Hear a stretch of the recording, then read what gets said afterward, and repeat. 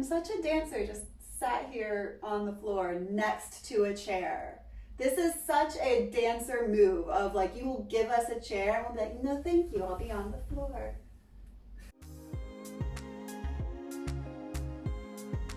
Hi guys, welcome to my channel. I had a request for a video about how to improve your feet and how to make them look more pointed and elongated in the air. So today, that's what we're gonna do. We're gonna do some foot exercises and some stretches. We're gonna start out with a few exercises to help strengthen and shape your feet and legs. And then I'll do some stretches that will help increase your range of motion and flexibility in your ankles and your toes. And then finally, we're gonna end with a few cheats because everybody loves a cheat, to help your feet look better even if they're not quite where you want them to be yet. Never push your ankle or your foot flexibility or any flexibility in your body. You should make sure that you are stretching safely to the maximum of what you are able to do, but not pushing yourself beyond that. And of course, remember that you're not just using your feet to point in the air. Sometimes you might want to flex your foot, you might want to make some sort of creative, expressive movement with it, so that the more control and articulation you have in your feet, the more expressive you're going to be able to be in the air. I'm just using my body and gravity and the floor. I am going to have my one little stretchy armband, but other than that, I don't have any equipment. You don't need any equipment. There's a lot that you can do just at home with nothing whatsoever. A great warm-up before you start to stretch your feet is just to point and flex. Just point and flex as well as you can to get a little bit of warmth and movement happening in your feet and ankles. I would do this for maybe about 30 seconds. Another good one is to roll your ankles. Just roll your ankles one way and then the other, getting them nice and warmed up. When you point your foot, there are three things that are actually happening. The first thing is that you point your ankles. The second is that you point your toes.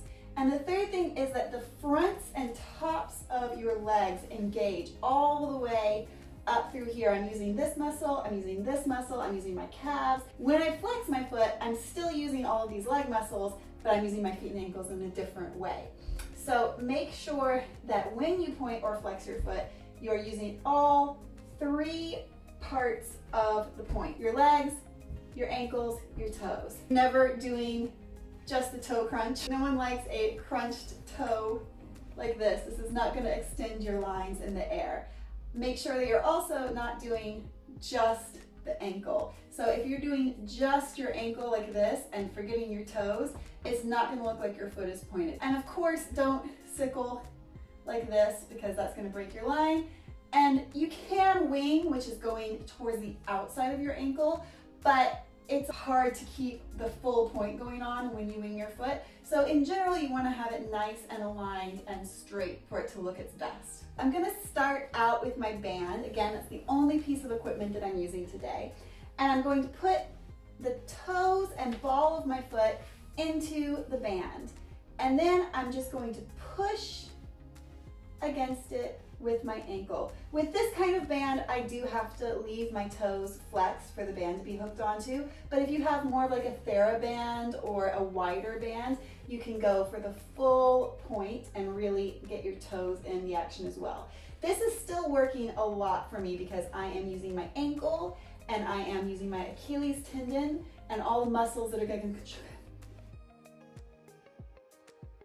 do at least 10 to 15 of these on each side, and if you feel ambitious, do a couple of sets of 10. And of course, always do both sides evenly. Great. Normally I do this barefoot, but I wanted to spare you all the sight of my dancer feet, so I've worn socks and the friction is not happening. Next up, we're going to stand up and put one hand on the wall just for balance, and do some tendus. So if you're a dancer, these are gonna look very familiar to you. You can either do them turned out, like I'm doing them, with your heels together and your toes apart, just as far as is comfortable. It doesn't need to be crazy. Or you can do them parallel with both of your toes pointing the same way. You're going to just push your heel forward, come to the ball of your foot, and then point your toes. Come back to the ball of your foot, and bring your heel back in. Knees nice and straight the whole time, and you're pushing against the floor with your toes through all three of those parts every time you do your tendu. And if you're doing them in parallel, it's exactly the same thing, but you're just doing it with your toes pointing forward instead of turned out. Make sure that you're trying to push your heel down towards the ground. So really try to keep your heel on the ground as long as possible, and that you're using all the muscles in your legs. A nice side effect of this is it's going to give you a nice and shapely toned calf muscle, so that's just a little bonus.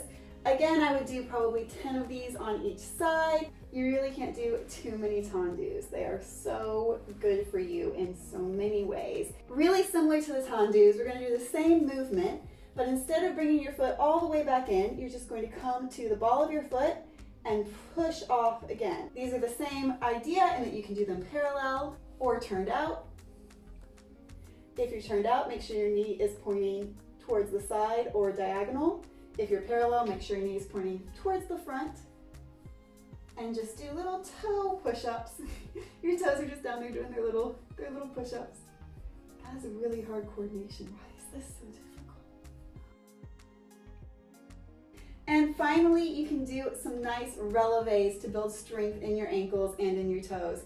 So just releve up, straight knees, pull up all the muscles of your legs, pull in your abs, use your whole body, use your bum, use your calves, use your ankles. All of these exercises are about making your feet and ankles strong enough that they can form themselves into that banana-shaped point. Not gonna need the flexibility as much if you have the strength. I'm gonna sit down. You're going to tuck your toes underneath your foot.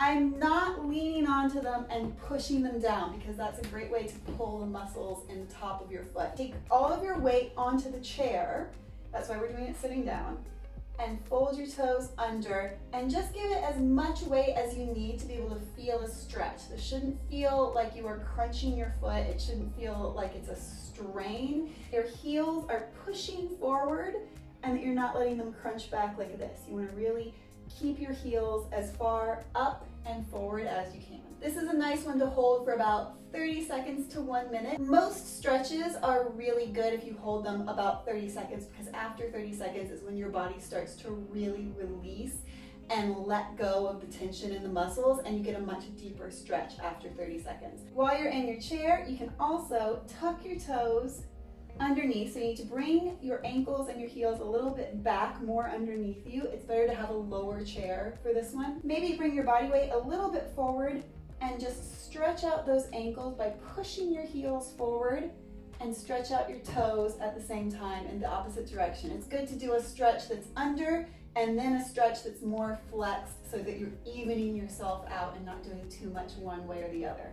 Another great stretch for your ankles is to take something that is heavy and flat and put it on the ends of your feet to help pull them down. I'm going to put them just on the arch of my foot and use that to help push my toes and my foot down towards the ground with my knees straight.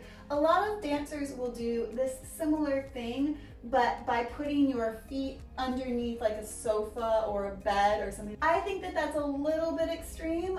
You don't want to push too far with this, and it's really easy to do that when you have your feet tucked under your sofa. But if you don't feel a stretch with this, you might try that. And a nice and easy one is just to take a minute, massage your feet out, get all your toes moving separately, and then one by one, take your toes and bend them in. Some of them will pop. Also, take your whole arch of your foot and just bend it in as much as you can. Make sure you're feeling a stretch, but again, not forcing anything. And I'm gonna stretch it out and do the other side. A quick word about different types of feet as well. Some people are born with the very high arch like this and the toes that crunch quite a bit like mine. I was born with a naturally pointed foot. Of course, it's gotten better from stretching and strengthening and doing years and years and years of dance and stuff where it needed to be pointed. If you have less of a flexible ankle or less of a pointed foot, if you're more of this sort of situation, your goal is just to get it to where it lengthens your foot. I often think that people who have arches that line up with their shin when they point are actually the nicest pointed foot because it makes your line nice and long. Since we've already done all of our strengthening and our stretching, let's finish with some ways to cheat and make your feet look better, even if they're not at the point where you want them to be yet. So first off, I want to show you guys the difference between a line that is broken. You can see with my leggings and my sock, I've got 2 breaks in the color line of my leg. But if I pull my leggings down and over my foot, it simplifies the whole color of this leg, and it's going to make my leg look longer as well as making my foot look more pointed. And if you don't have a very high arch, if your toes are just kind of sticking out, it's going to help disguise that. I really hate, it's one of my pet peeves, she said, waving a sock around like a crazy person, when you see people wearing light colored socks. Why do people even make these? Why are socks like traditionally white? I don't understand it, because look at this. This is a biscuit foot. This is a biscuit. This is a fluffy sock, so fluffy socks in general are gonna help your feet look more biscuity and less pointy. A nice, close to my foot, fitted sock with a darker color versus Biscuit Madness. By the way, if you've not seen Biscuit Ballerina on Instagram, she is fabulous and you should check her out. Even with my feet that are naturally very pointy, this white biscuit mess on the end of my leg is gonna make it look less pointed and more like a spotlight saying, look at the foot.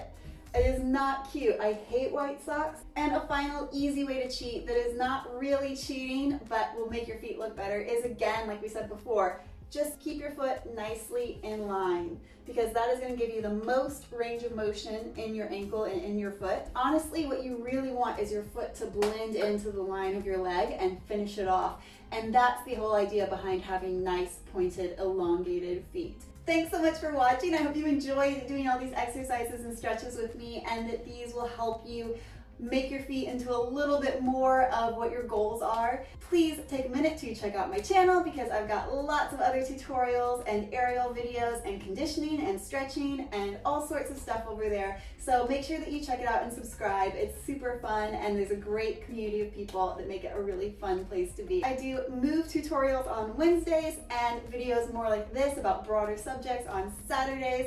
So let me know if you have something that you would like to learn more about. I'm always looking for new ideas.